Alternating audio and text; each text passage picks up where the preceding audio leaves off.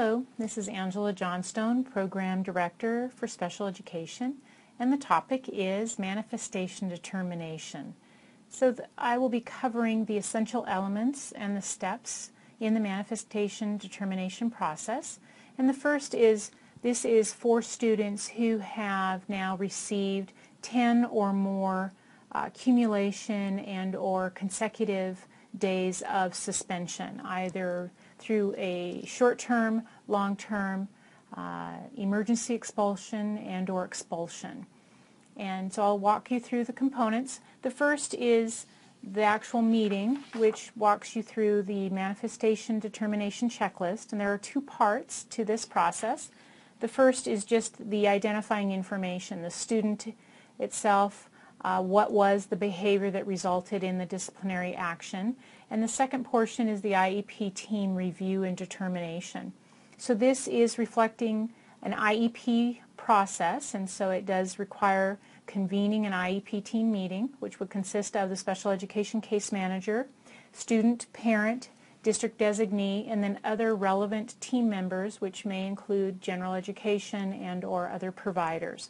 So within this, you will be responding to specific questions and want to have present at the meeting the current IEP, the current evaluation, other teacher observations, relevant information that the parent and or other providers may have provided within the context of this conversation.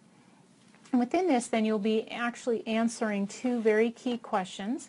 And I'm going to read the specific language.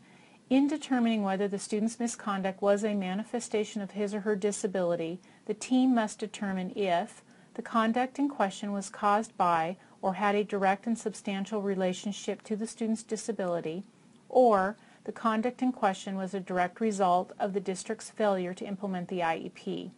So the IEP team then determines whether or not, if either of these is true, then the IEP team must determine or find that the behavior is a manifestation of the student's disability. And so there's a specific question to asking that review team. Is it a manifestation or is it not a manifestation? So there's two parts that I will be talking about. The first is, if it is a manifestation of the student's disability, then the IEP team reviews the IEP, the services, the structure, the environment, what things need to be revised, restructured, or revamped within the context of the student's services. If there are additional evaluations that need to be conducted, such as reviewing the Functional Behavior Assessment, FBA, and or revisions and revising of the Behavior Intervention Plan, the BIP. Those are equally critical to this process. Other decisions may be a change of placement within the confines or structure of the school itself and services that are offered, and or referral to one of our alternative settings within the school district. So that would be if the behavior is determined to be a manifestation.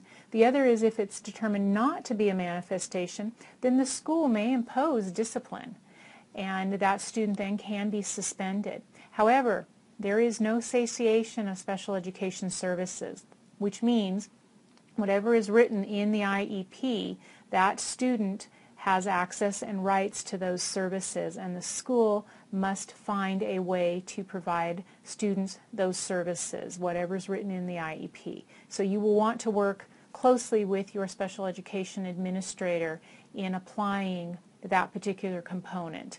And then, as always, with this information, a prior written notice would follow as to what is the action that the IEP team took. A couple other processes or forms to this process would be the administrator's quick guide, which walks you through some additional information.